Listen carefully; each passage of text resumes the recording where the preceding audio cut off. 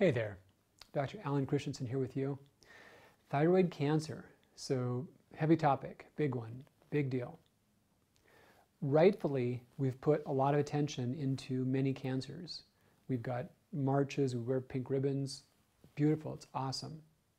The cancer that's rising the fastest for both men and women in the modern world is thyroid cancer. Pretty much all other types have been status quo for the last 50, 70 years. This one is on a crazy uptick. Between 1980 and 2008, this has gone up 4 times, fourfold in those few years. There's always a debate about, are we just diagnosing it better or is there really more of it? The consensus amongst experts is that, no, there's more of it. Yes, we are diagnosing a bit better, but there are more real episodes of this happening. It's not just that we're seeing it more effectively. You know, in fact, some numbers that I just saw in getting ready for this, I hadn't seen before, from 2015 to 2016, it's gone up another 3%. So at that trend, we could be seeing within, what, 30% increase in the next several years, next 10 years. So it's radically climbing still. So how does this happen? Well, your thyroid is a bit of a hoarder. So what do I mean by that? So the thyroid gland, it has the capacity to concentrate iodine. And that's pretty unique in terms of glands and nutrients. There's really not that kind of relationship with other glands and other nutrients. But our thyroid concentrates the heck out of iodine because the amounts that it needs are more than what is ever floating around your bloodstream, at least for any regular period of time. So you'll have 50 or 100 times more iodine in your thyroid than you've got in your blood. There's a pump that pulls that in. So far, so good. But the drawback is there's a lot of things that are not iodine, that are not good for you, that get stuck in that pump, that concentrate within your thyroid. So you get foreign things in the gland. That's step one. The other steps are your genes are susceptible to do that or to attack the gland and create inflammation. The third step is your immune system is highly engaged. So now we've got something weird in your thyroid, your immune system is amped up, you're genetically not able to process this well, and it's irritated, it's inflamed.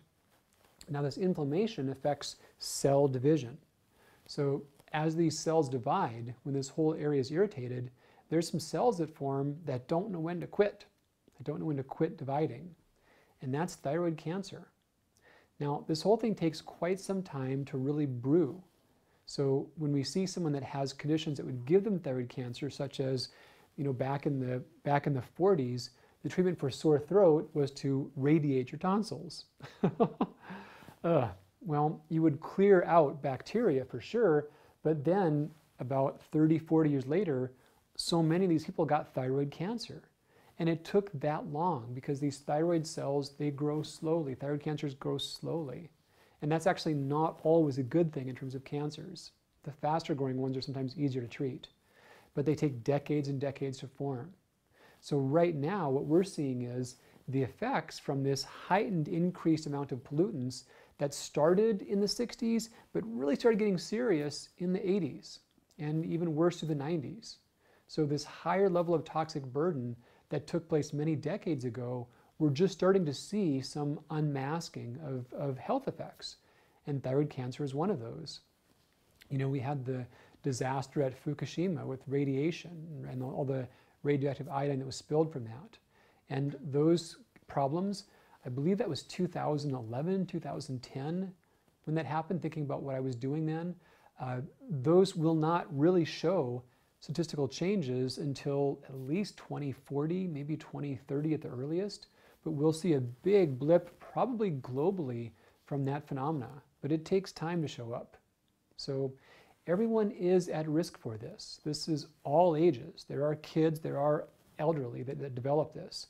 But there's slight higher rates in some groups. So the epicenter, the group that has the highest risk of this, would be women in their 40s and 50s. Now, women are more apt to get thyroid disease in general than men are, but autoimmune thyroid disease, that's 6 or 8 times as many women as men. In this case, it's not that different. About 1/3 are male, 2/3 or more are female. So I've seen some numbers say a little bit higher, but it's not that radically different as Hashimoto's, for example, is. So anyone can get this. Anyone is at risk. Other groups who are more at risk would be those that have thyroid disease. So those that have Hashimoto's or Graves have a higher risk of developing thyroid cancer than others do. And what symptoms do we see from this? Well, more often than not, you don't see symptoms.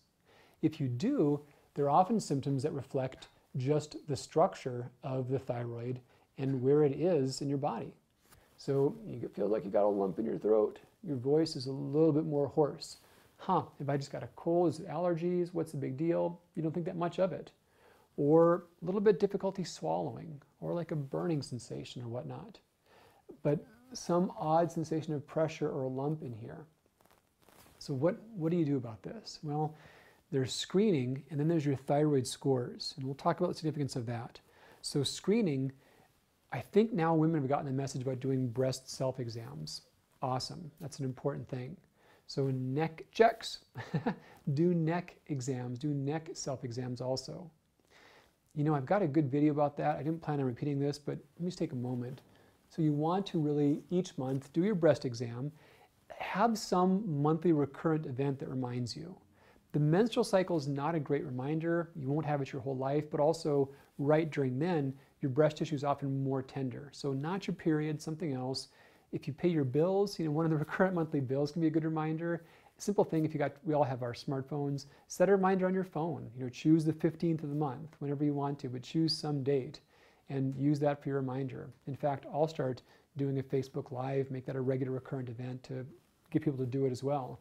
But do a neck exam. So your thyroid is between the border of these couple of muscles, and you want to really feel this tissue. Use the areas that have the most nerve endings, the pads of your fingers, and work your way down in sections. Be very thorough about that. And move from the outside to the inside. So I like to go roughly like this. And about as high as the base of the jaw. You're actually above thyroid tissue here, but sometimes weird lumps could form that high. So get both sides really thoroughly. And it's actually nice to do the first one with your doctor, because there may be some things that are perfectly normal, but they feel really weird to you because you're just not used to it. So if you can do it with your doctor first off, that's great. If not, do it whenever you can. That's the first phase. I've got some mineral water here. This is grapefruit flavored, no sugar, but any kind of a beverage, just get some water to drink, and you want to grab a mirror. So you're drinking water and looking at your neck in the mirror.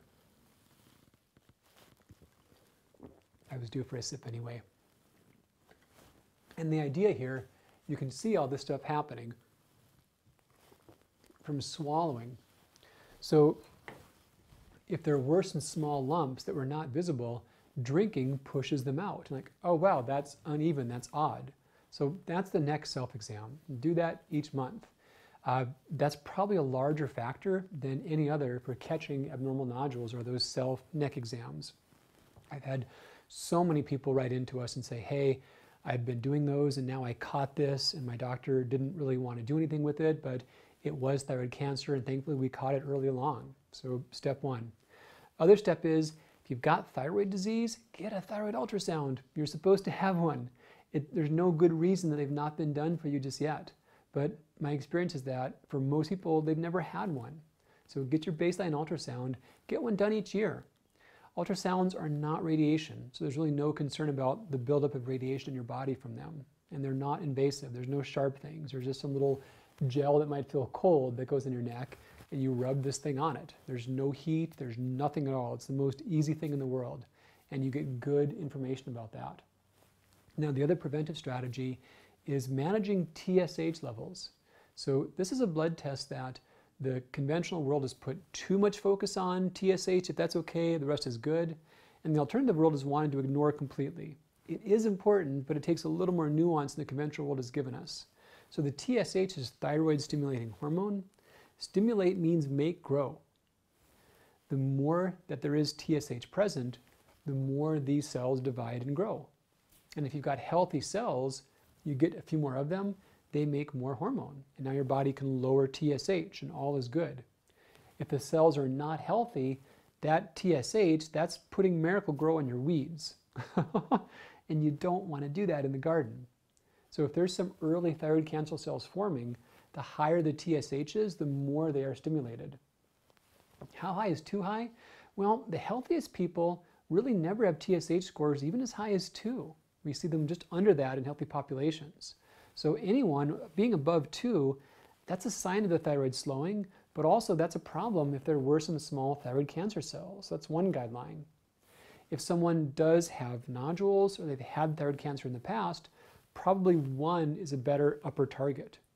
And too low can be bad too.